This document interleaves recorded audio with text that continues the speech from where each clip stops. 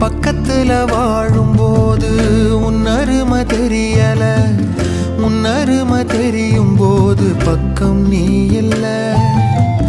தன்னந்தனி படகு போல தத்தளிக்கும் வாழ்க்கை போல தண்ட